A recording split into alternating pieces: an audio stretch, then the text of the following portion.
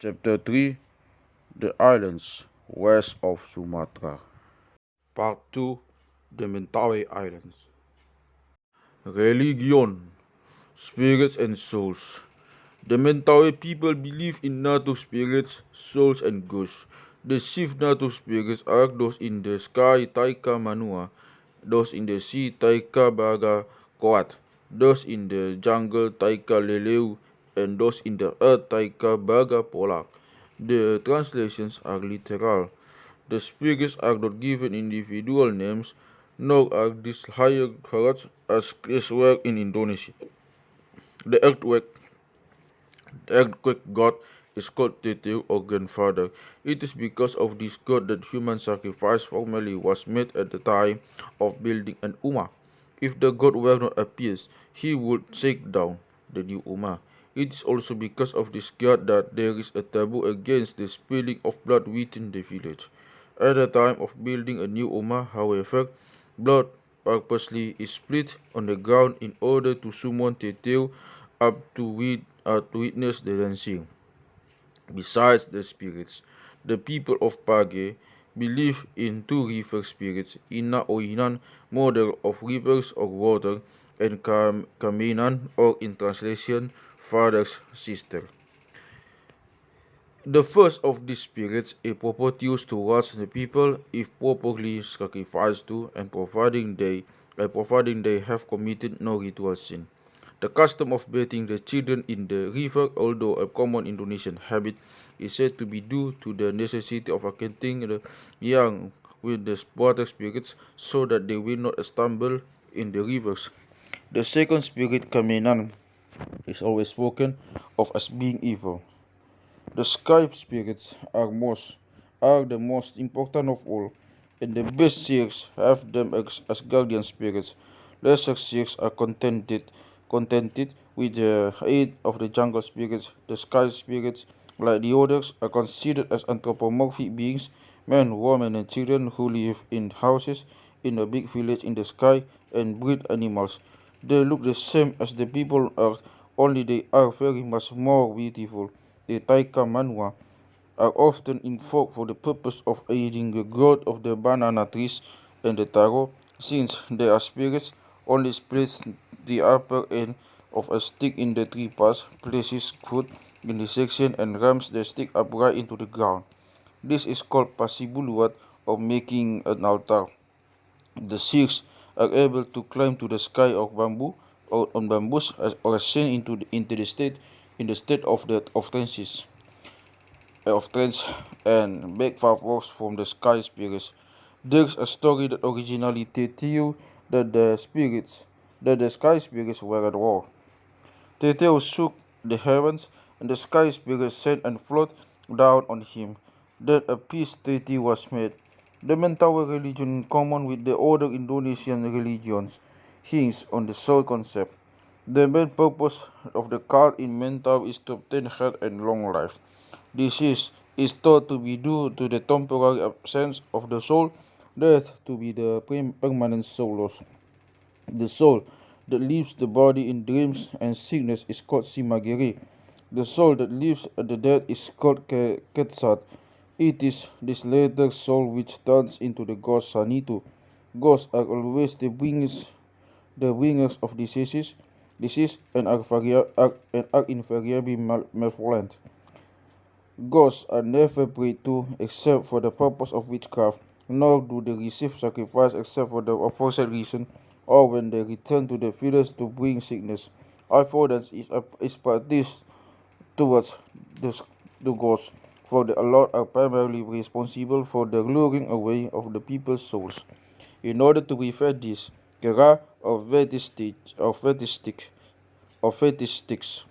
are erected at all the possible entrances to the village. These sticks prevent the approach of the ghosts as long as the people have committed no ritual sin, have broken no taboo. In Siberut alone is there a trace of ancestor worship, which states that there the ghosts of ancestors are honored under the title of Saukui, the fathers. This leads to the necessity of another explanation. Not only have all people souls, but all animals and plants likewise have souls. Thus, when a pig is sacrificed, the liver is placed on the altar for the protecting spirits of the Ummah.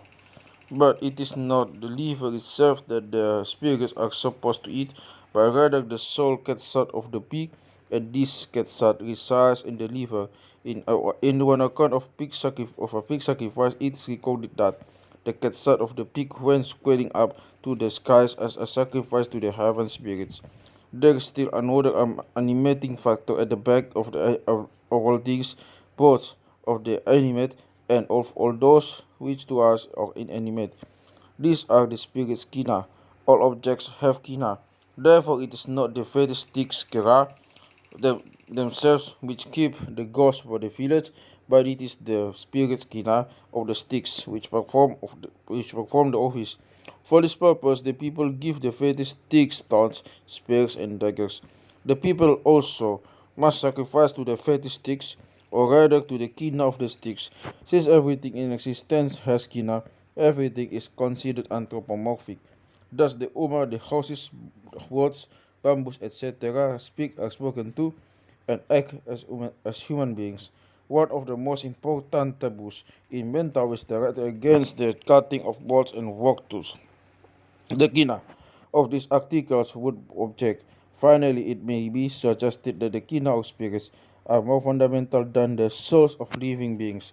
For while souls are found only in living beings, spirits kina are found in all objects. Even souls simagare must have spirits kina to animate them. Thus, the spirit light of an invocation made by the priest at the founding of a new Ummah reads, Kona kina simagere tatogaku, come spirits of the souls of our children. Cooking and witchcraft. The power to become a seer is acquired through a vision which comes voluntarily or involuntarily. Once the seer has the magic power, he gains the aid of the guardian spirits who assist him in his course.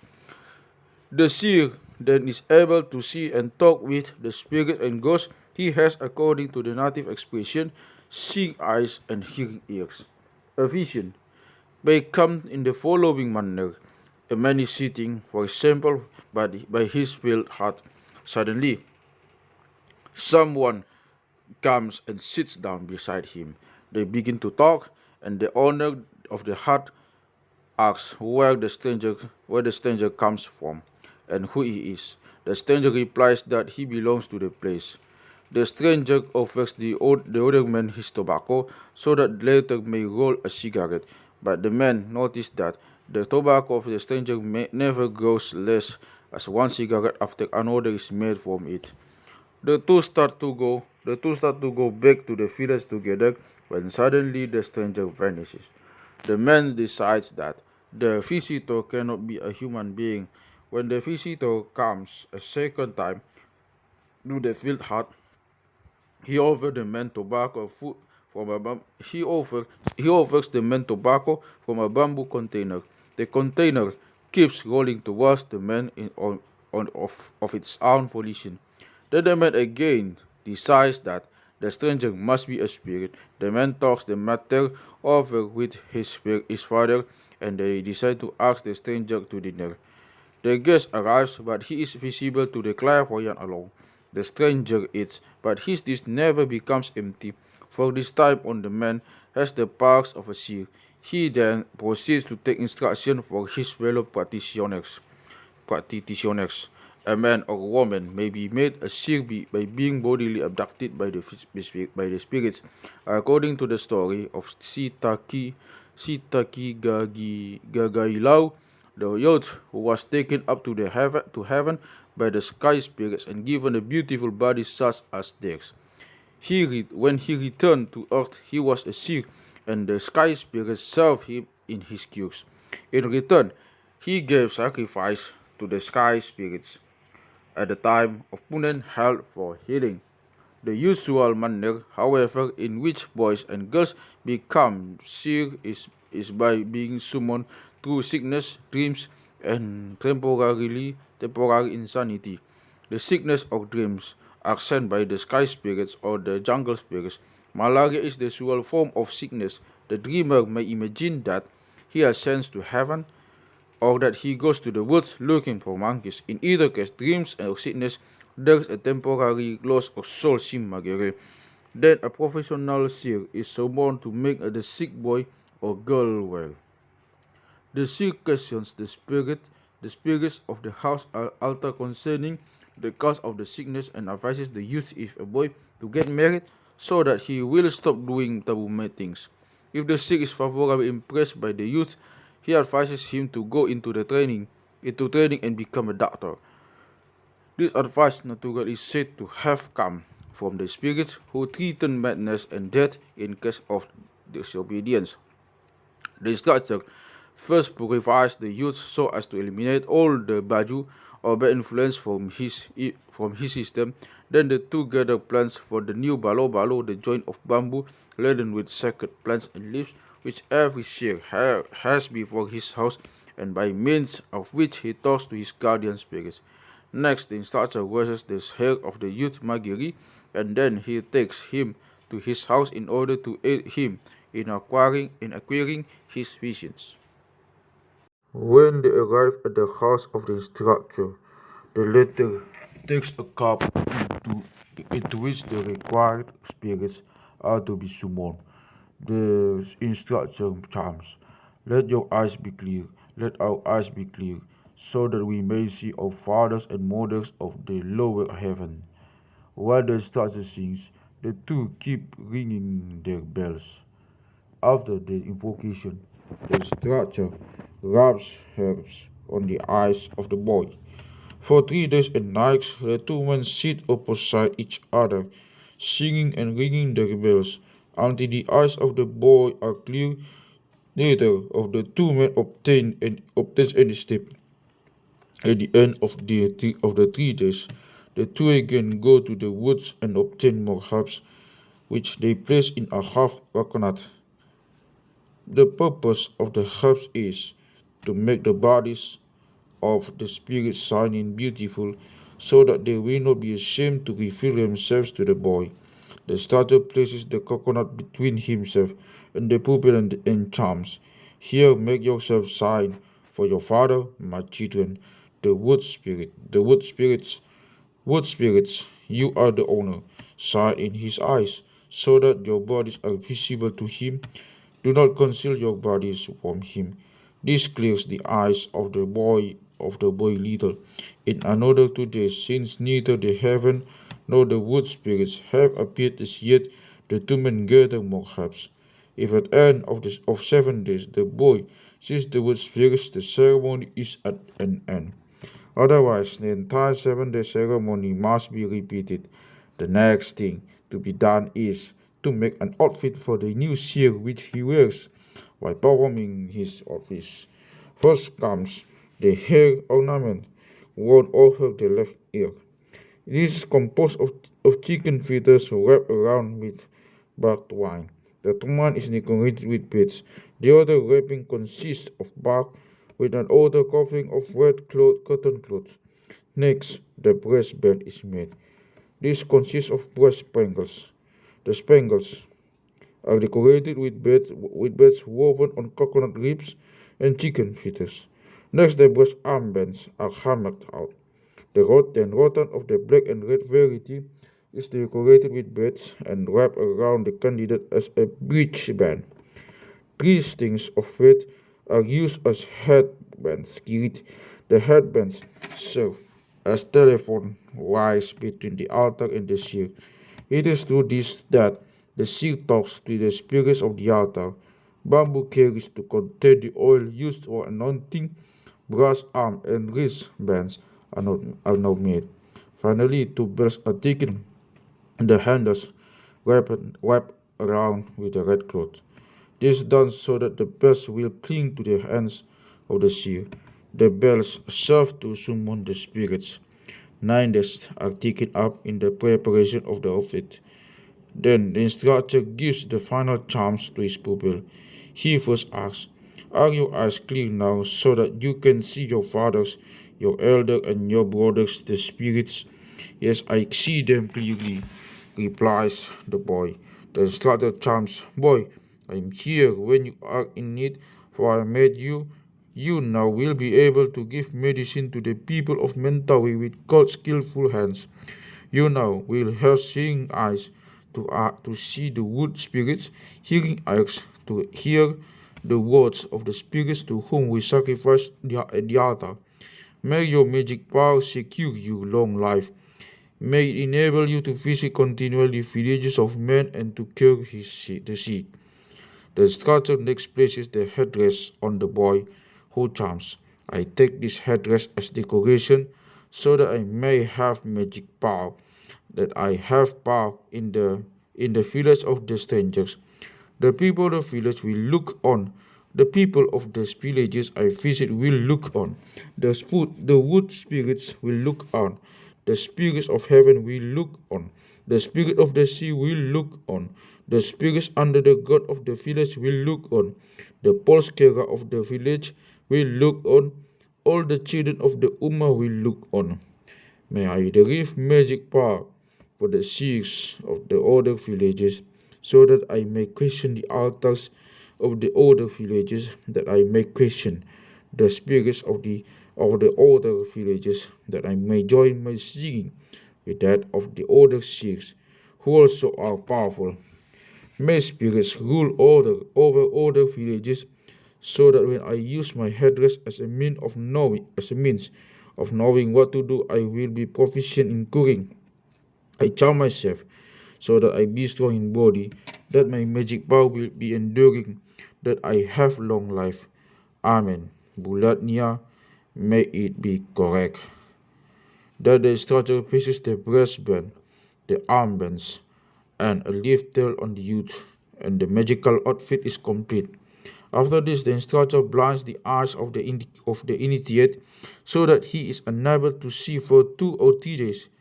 This is done so that the people will also be blind when the sheikh plays tricks on them. The sheikh puts the juice of certain herbs in both eyes of the candidate and charms red like a flower, red like a flower. May clear his eyes. May the face of the spirit shine, that he may see that he may see them. May the eyes of the people be blinded by this charm. Next, the instructor takes a bamboo container of a hand's length and open at the both ends. He blows into both ears of the candidate charming. "I blow into your ears, my child, so that you will be able to hear the words of the wood spirits and the speech of the altar. I cause you to have hearing ears, seeing eyes, and cold hands. I cause you to have magic power. I enable you to visit as a seer." The new seer is now put upon a year's probation. During this time he learns from the older man, who has instructed him by accompanying him on his visits to the sick, and also from the older seers by watching how they perform their tricks. During the year, the new seer has certain taboos placed upon him, and if his wife becomes pregnant, in this period the people lose all confidence in him. The power of the seer, unlike the power of the shaman, is not necessarily a permanent acquisition. If the outfit, especially the headdress, becomes ruined from age, or if the seer has not practiced for a long time and then wishes to recommence, he must renew his power masibabakiri. This is also the case if the seer makes a mistake in his work or breaks some taboo. In any of these circumstances, the seer becomes unable to have contact with his guardian spirits, and the people refuse to call upon him. In order to renew his power, the seer must have the aid of another man in the profession and remake his outfit as in the beginning. The necessity of adhering to professional etiquette, as well as the need for observance in order to learn the tricks of the trade, are illustrated in the final advice which the instructor gives his pupil. The words of the older seer as here given answer beyond doubt that well-known question: to what extent is the primitive medicine man sincere in the practice of his profession? Boy, You have indeed seen the spirits to whom we sacrifice. You have heard the voice of the altar. It has come to pass that you have spoken with our fathers, the wood spirits. Now you are instructed. Those to whom we sacrifice do not wish that we should make mistakes in our work. They do not wish to commit faults, to eat forbidden foods. If we do these things, the spirits will make us and our children sick. They will make trouble for us.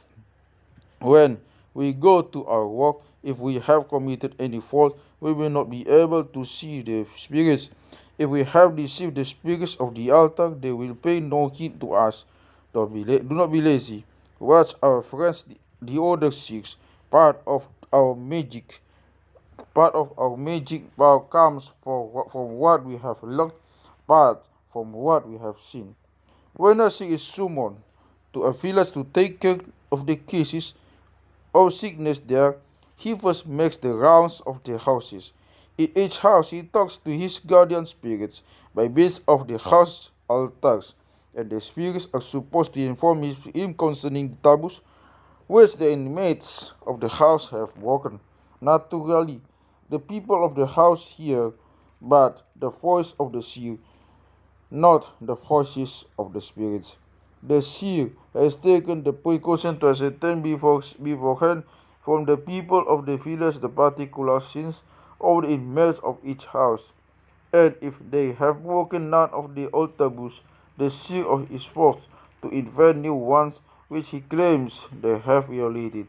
It is in his way that the taboo system becomes more and more intricate.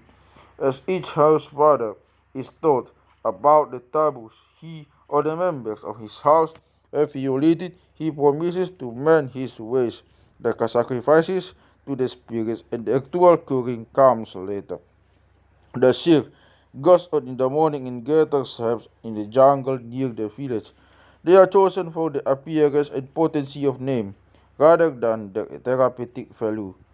The sheep scrapes and mixes them with water in hollow bamboo containers. Then he puts aside for future use in the treatment of patients. In the early part of the afternoon, the sea summons the souls of the people of the Ummah of the Ummah to return to their owners. The ceremony is called Sogai Simagere, the calling of souls, and is an essential of every Dia and Punen. Each person who is to be killed has to contribute as many chickens and pigs are directed by the spirits of his altar. While the animals are being killed and brought into the Ummah by the unmarried man, the seer goes in front of the Ummah and invokes the souls of the inmates. He takes stems of the bobolo plant, Cordyline terminalis, to serve as receptacles for the souls of the people. One plant is taken for each household. The seer takes out his bells and sings, "Come, come, spirits of the souls of our children, do not go away. Don't leave us. Here is your food, chickens and pigs." The spirits see the seer and enter the bobolo leaves. The seer stops ringing his bells and taking the leaves, places them on the heads of his patients. The leaves are put above the fontanel. The object of this act is to ensure the safety of the life-giving soul Quetzat. The act is called Tutut Quetzat, or locking in the Quetzat. The people now mount to the porch of the Ummah, where the priest and the seer inspect the livers of the slaughtered pigs and chickens. If the tops of the livers are clear and the veins in the region are not caused, the sick people will recover. Liver sacrifices are then made at the altar by the priest, who meanwhile offers a formularized prayer. After the sacrifice, the meat is divided, one half going to the seer and one half to the people of the home Ummah. This food is placed in bamboos and cooked at once to avoid spoiling. The seer must later surrender his portion to the inmates of the Ummah from which he has been summoned. However, as payment for each cur, which he obtains an arm's length of cloth, 10 strings of bread, 1 leaf chicken, and a large basket of taro, and 25 coconuts. This amount is paid for a large cur. In money it is worth about 5 guldens or $2. A small cur brings only half as much. The price of a cur depends on the seriousness of the case, not on the wealth of the peasant. Theoretically, at least, the people of Mentawei are on an equal financial level. In the afternoon, following the sacrifice, the sick is ready to give the sick their medicine. He goes to the first house in which a Pathian lies, wearing his outfit and bearing the herbs and implements. This consists of the carrying baskets, thorn scrapers, bamboo holders containing flags of coconut oil and mashed herbs in water, and the bells. First, the Sikh washes the head of the Pathian. Then he takes some of the unscraped medicine and squeezes a portion of his hands and another portion into a cup. The latter he mixes with water as a hair wash. O children, the spirits, wash your hair so that all evil will be thrown off from your body, so that all your sins be washed away. Next, the silk squeezes more medicine and mixes the juice in a cup with some water. The contents are poured over the patient, who also is given a sip to drink. Then Sir sings, my children, the spirits, wash you so as to throw off evil from your body. My children, wash you so that you be reminded of the correct manner of living. This is your medicine. If the sick is giving a very thorough treatment, he gives the patient 7 kinds of medicine. The second type, like the first, is applied externally and internally as well. The third type of use to clean out the insides of the persons, thus the cause of the fever to depart. The next 3 varieties of medicine are applied externally. In external treatment, the page does not make use of sucking, as does his confer in Nias, but he does apply massage. The magical meaning of both varieties of treatment are the same: the extraction of disease-bearing objects from the body of the patient. The fourth variety of medicine is given for the purpose of making patient's body mobile. An assistant sings. When the seer does the rubbing, fathers, the wood spirits, make powerful our hands as we take hold of this medicine, for this sickness is very severe. Do this lest we be ashamed of our magic power, lest we be ashamed of our visit. Here is medicine to make more supple the body.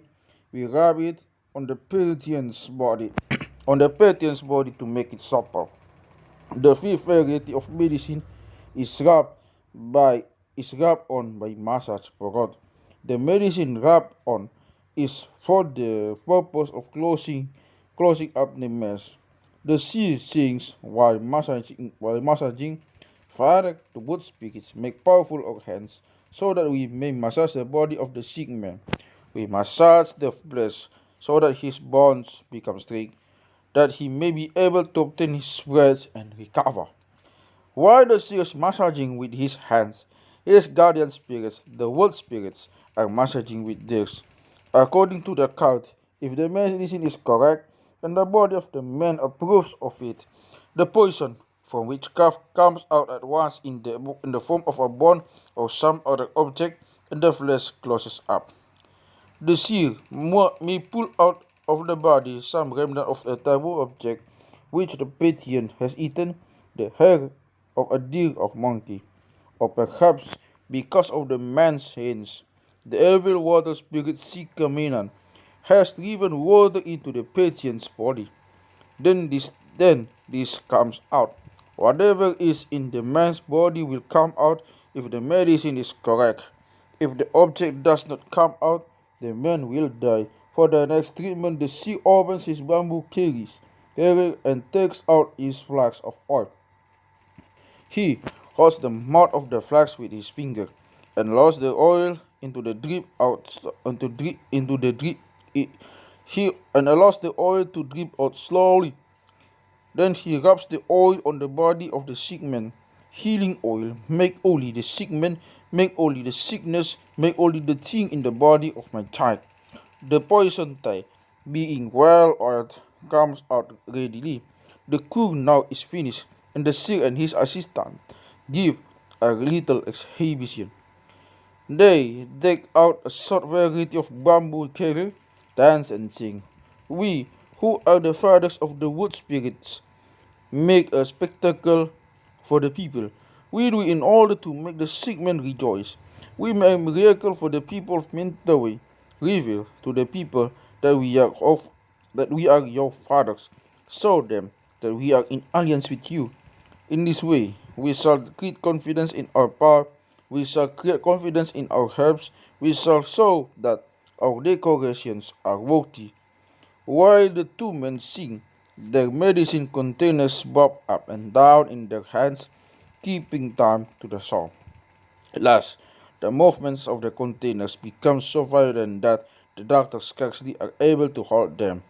When their arms become tired, the dancer make an end to the performance. A final bed and sip is given to the invalid, and the sick departs for the next house. Dancing plays but a minor role Dancing plays but a minor role in Mentawai region since it has been taken over as a part of the Punan system.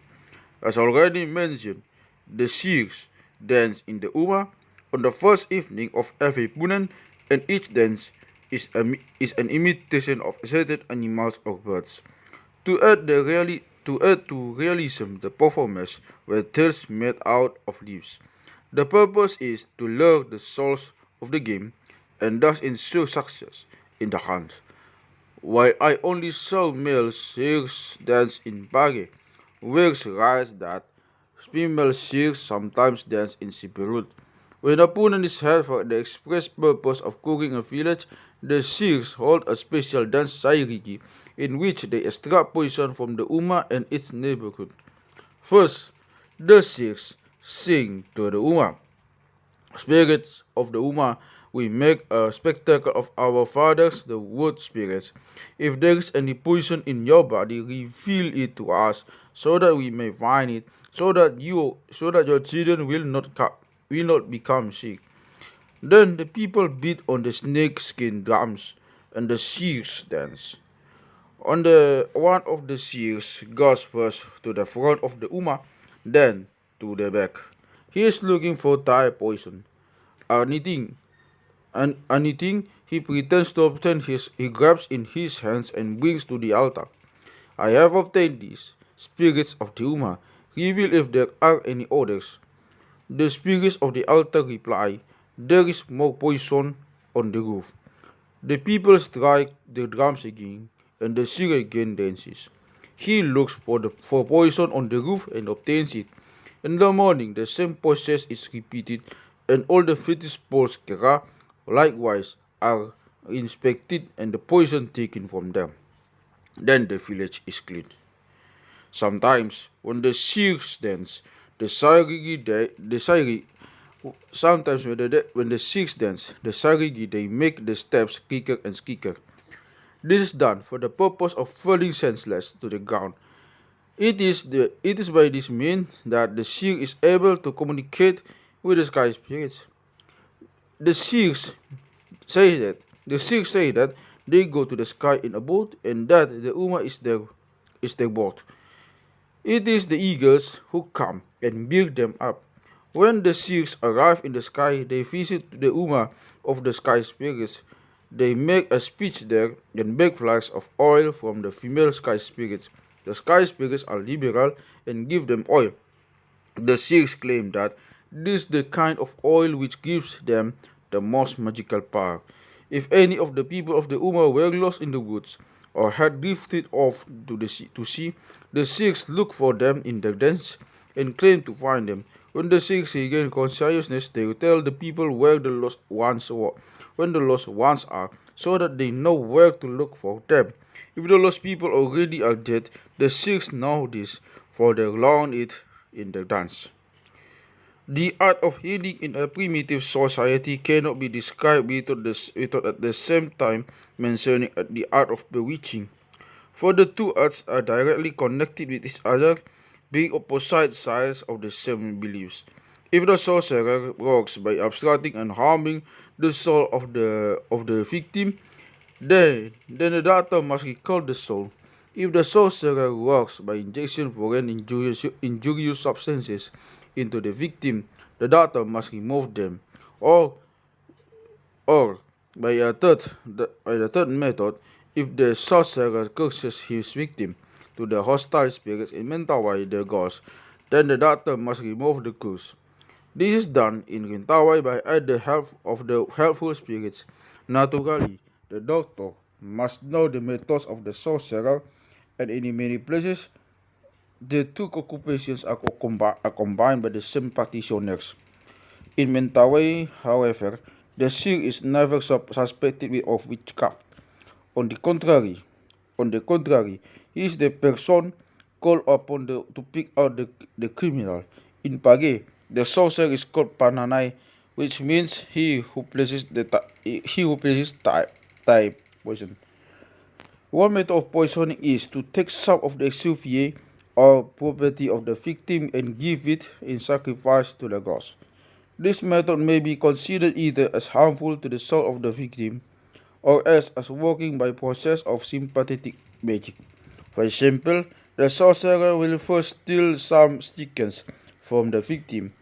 Then he will steal some yams, eggs, and cotton goods. He holds the stolen goods in the air and striking them with certain poisonous plants curses. You gods, here is your food, your meat, and your goods. You gods, here is your food, your meat, and your goods. I do not know the name of the owner of these chickens, but you know it. You look for him and aid my blow so that he dies. There are many ways in which the food possessions of Exuvia can be worked upon the sorcerers by the sorcerer. The goods by can be placed in a swamp. Then as the goods grow moldy, the owner becomes sick. The goods can be placed high up on the top of a tree. When the sun burns the goods, the owner becomes sick with fever. The goods can be placed behind the heart so that they gradually become burnt. In all, in all of these cases, the ghosts are invoked to aid the process of witchcraft. If the sorcerer wishes to kill the small chicken of a man, he will take some of the chicoricious toys of wood. This he will throw into the river and conjure the ghost. This is your dwelling place, spirits of the food and toys of so and so. May the children become dark red with fever.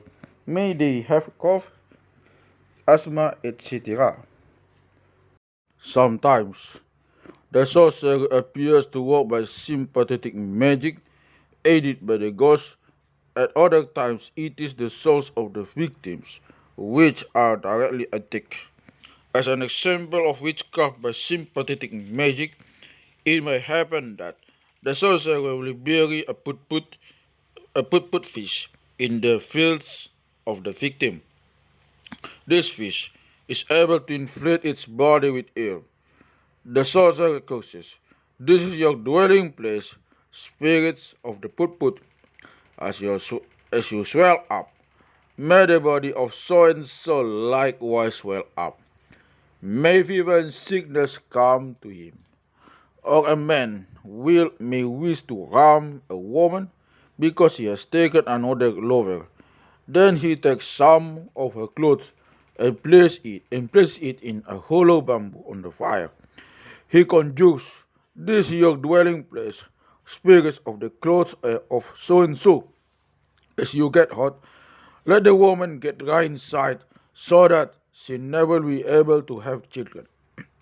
As you close together, spirits of the bamboo, may the insides of so and so close together so that she never will have children. If in spite If in spite of the cooks, the woman becomes pregnant, the sorcerer takes some of her cloth and puts it on the fork end of a tree or, or on a thorn. Hegel says, here speakers of the clothes of so and so, in the same way in which I hang you up here on the thorn, may the child of so and so hang up in pregnancy. An illustration of the way in which the soul of a person may be abstracted by the sorcerer. The following method is instructive. The sorcerer cuts open a bamboo between the joints and places inside the clothes and decorations of his victim. That he then throws the bamboo into the river and allows it drift to the sea. He conjures these here dwelling place spirits of the cloth, spirits of the decorations of so and so. As you drift up, as you drift off, spirits of the bamboo, take with you what is inside. In the same way, may the soul of so and so and the soul of his father, mother, and children drift off and die. Frequently, it is only the property of a person which is damaged by the sorcerer, thus the chickens of the victim may be killed. The sorcerer will cut either his own chicken coop, or else he will hold his knife in a threatening position directed at the chicken coop of his enemy. He conjures, you goes inside the following animals to eat so and so chickens. The chicken weasel, the leguan, the cheat, the eagle, the python. The sorcerer may throw a piece of the elepid plant, the name means gold, into the chicken basket of his enemy. He charms, the elepid make the inside of the basket gold and kill the chicken. The sorcerer also may blind the hunting dogs of his enemy by taking a bit of their meat and cooking it up in a bamboo cooker. When they eat of the coast, the eyes of the dogs are thereby closed up. Even the traps on an enemy may be bewitched. The sorcerer will spit on the trap and charm. I spit on you, spirits of the trap, so that the monkeys and deer will have an affection to you, and you never will trap any more animals. In Page, the seer is called upon to extract poison dye from objects and people as has been described.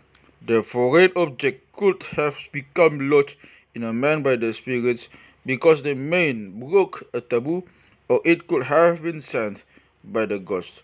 It usually is believed, however, that a sorcerer has blessed the object. Actually, there is but little witchcraft practice.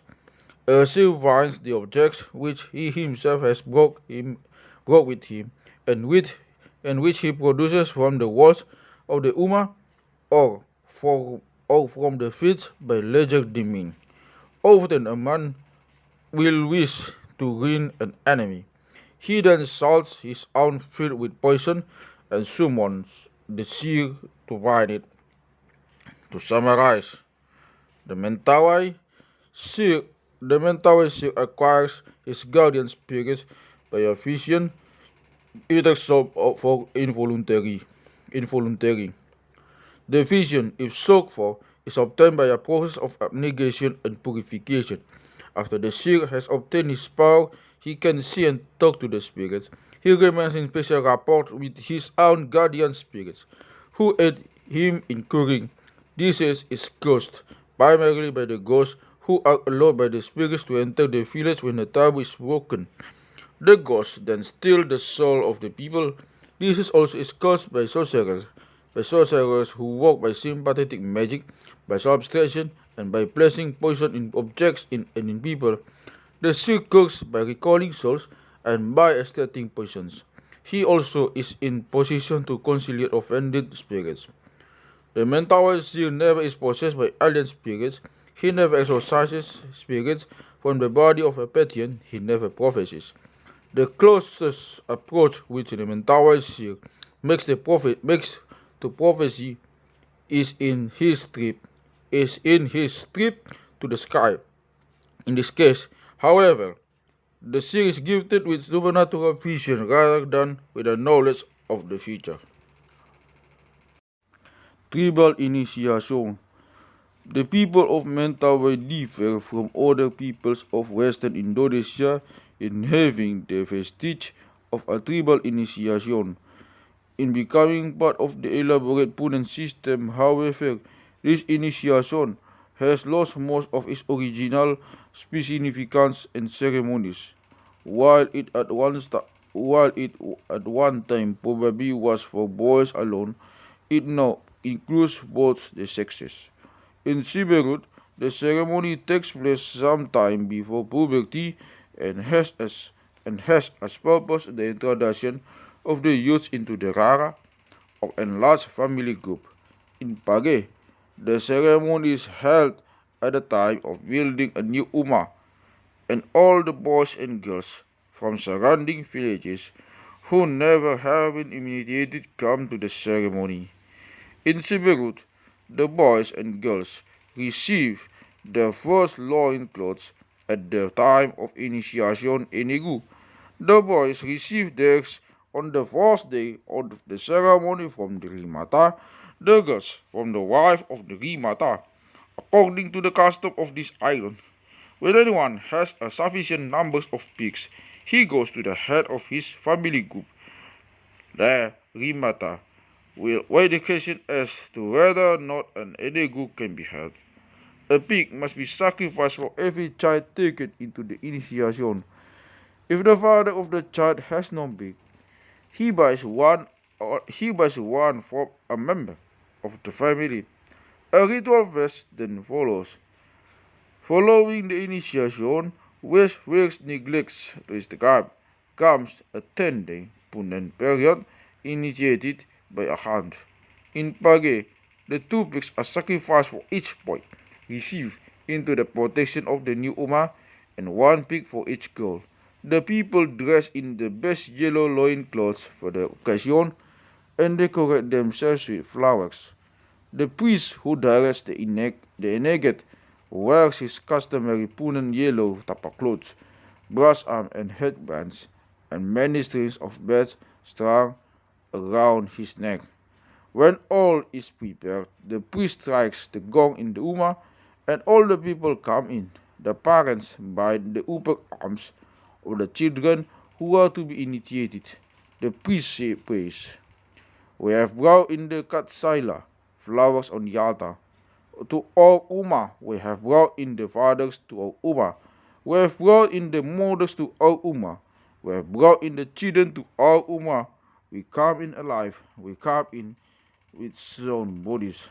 Bless us, bless us, spirits of the Ummah. Bless us, spirits of our Punan. Watch our children guard us.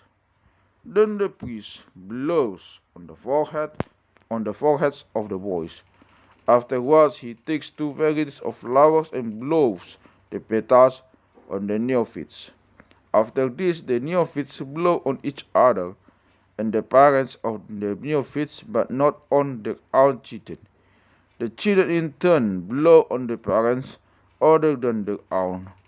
The priest first blesses the boys. I blow on you, my children. May those of our children who look in the woods for food, who hunt, be happy. May they succeed. May they be diligent in obtaining their food. May they be faithful to their wives. May they not fight with other people of the Ummah. May they be strong in seizing pigs. The priest blows on the girls with the leaves of a plant, and the girls blows on each other. This is why we blow on you, my children, that you be not irritable, that you be not angry with the people, that you be diligent in getting food, in fishing, and scooping up fish with a pano, a triangular net used by women. The neophytes now are brought down to the river.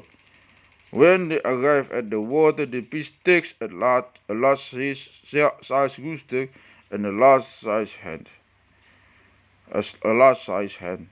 He wears the feet of the chickens and lays them on the heads of the neophytes.